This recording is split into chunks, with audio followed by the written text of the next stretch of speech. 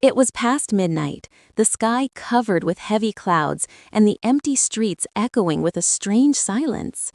Mahim hurried toward the bus stand after finishing work late, hoping at least one bus would still be running. When he reached the stand, he found it completely deserted except for a single bus standing at the far end. The name on the display board surprised him: Morgan Nagar Special Line. Mahim frowned. He had lived in the city for years but had never heard of a route like that. A tall, thin conductor stood beside the bus, his shadow stretching unnaturally long under the dim streetlight. His face looked pale and his deep-set eyes glowed faintly in the darkness. The conductor spoke in a slow, eerie voice. "Where to, sir? Come on, it's the last bus of the night." Mahim hesitated. Something about the man felt wrong, but he also knew no more buses would come at this hour. With a nervous breath, he climbed aboard. As soon as he stepped inside, the atmosphere felt disturbingly cold. The bus was full of passengers, yet the silence was absolute. No one moved, no one checked a phone, no one whispered.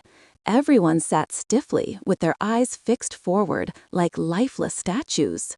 Mahim looked closer and noticed their faces were incredibly pale, almost grayish, and their eyes were strangely hollow, as if there were no soul behind them. Suddenly, the bus lights flickered and went out for a moment. The engine made a deep, growling sound as the wheels rolled over the empty road. When the lights came back on, Mahim froze. The passenger who had been sitting right beside him had vanished. There was no sign of anyone ever being there. His seat was completely empty.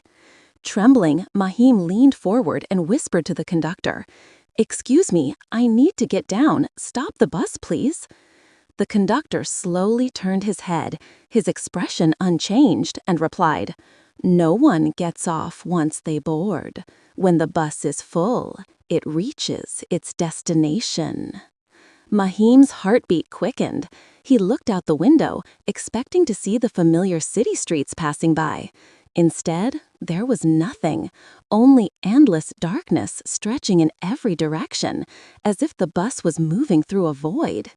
The speed increased, the engine roar turned deeper, and the passengers sitting ahead began to slowly turn their heads toward Mahim one by one. Their faces were twisted into unnatural smiles. They had no lips, only exposed teeth stretching from ear to ear. Mahim gasped in horror just as the lights flickered again, and then everything went pitch black. When the lights went out, Mahim felt the air around him change.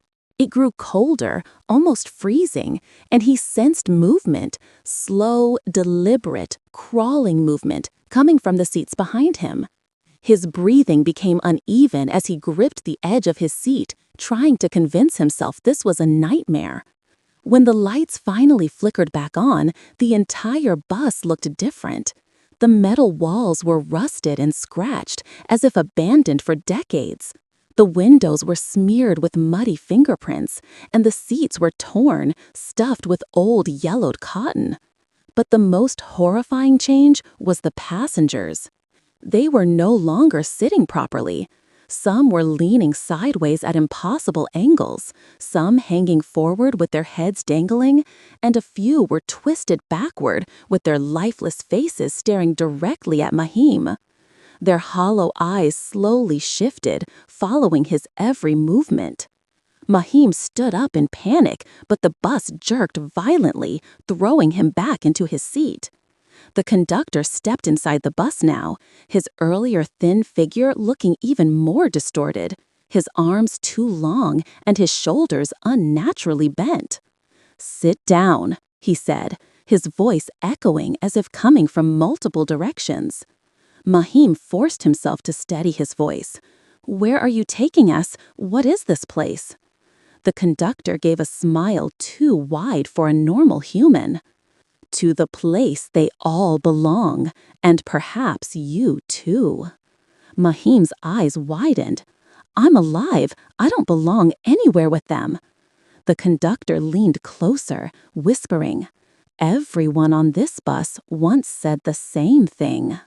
Mahim tried to run toward the door, but it was sealed shut, merged with the body of the bus like there was never a door in the first place. He turned around and suddenly noticed something he hadn't before.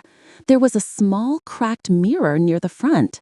Hoping to spot something behind him, Mahim looked into it. But the moment he saw his reflection, his legs nearly gave out. His reflection was fading.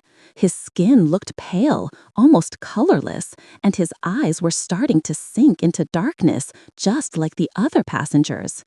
He stumbled backward in terror and shouted, "No, I'm not dead. I'm not one of you." For the first time, the passengers moved, all of them slowly standing up from their seats in perfect silence.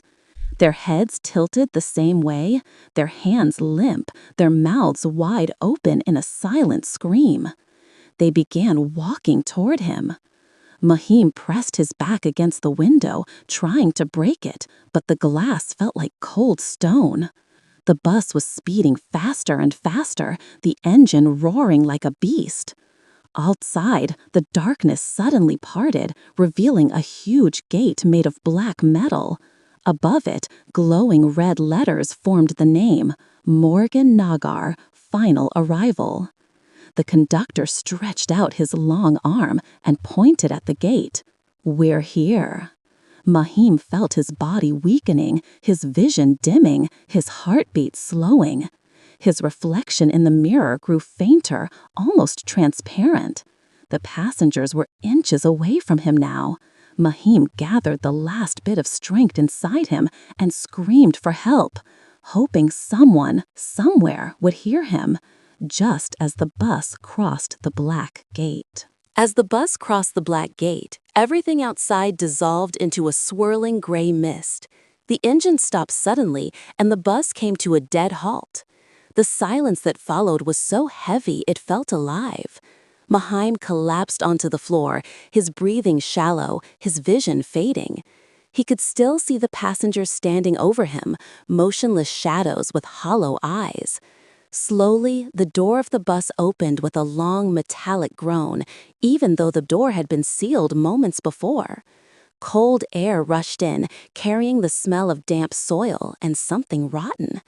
Outside the bus was an endless field filled with countless old buses, lined up like gravestones. Some were half buried in the ground, others had crashed into trees or had collapsed roofs. All of them looked abandoned for decades. The conductor grabbed Mahim by his arm, pulling him toward the exit. "Your stop," he whispered. His fingers felt icy, his grip impossibly strong. Mahim tried to resist, but his legs barely moved. He wasn't sure if he was walking or being dragged. As he stepped out of the bus, the mist thickened. From within the fog, he heard whispers, hundreds of overlapping voices calling his name. Mahim, Mahim, Mahim. The ground beneath him felt uneven. He looked down and saw faint footprints glowing on the soil, leading deeper into the fog. The conductor released him. "Follow your path," he said. "Everyone follows theirs." Mahim shook his head violently. "No, I'm alive. This is a mistake. Let me go back." The conductor's expression didn't change, but his voice softened in a strange, almost sorrowful tone. "Everyone who comes here thinks it's a mistake, but the bus never brings the wrong passenger." Mahim stepped backward, refusing to follow the glowing footprints. His heart pounded as he turned and ran toward the bus to escape. But the moment he touched it, the bus began to dissolve, turning into smoke, vanishing as if it had never existed. In a few seconds, it was gone, leaving Mahim alone in the churning fog.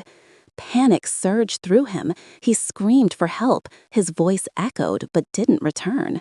Instead, from deep within the mist, a giant shadowy shape began moving toward him. Its footsteps thundered underneath the ground. The whispers grew louder, chanting his name faster and faster. Mahim turned and ran blindly. The glowing footprints he had refused to follow suddenly lit up all around him, surrounding him, trapping him in their circle. The mist thickened so much that he couldn't even see his own hands.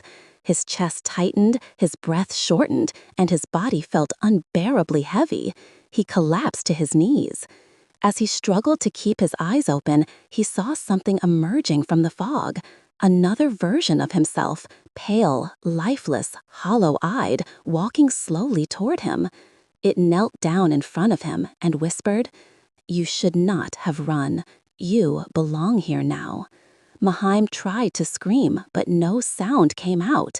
His vision blurred completely. His heartbeats faded one by one. And then, nothing. Hours later, deep within the fog, a new bus engine roared to life. Its headlights pierced through the darkness as it rolled forward toward the gate. On its digital board, a new name appeared, New Passenger Boarding. And inside that bus, in the very seat where Mahaim once sat, another pale, silent figure now stared straight ahead, motionless, hollow-eyed, waiting for the next traveler who would board the last night bus.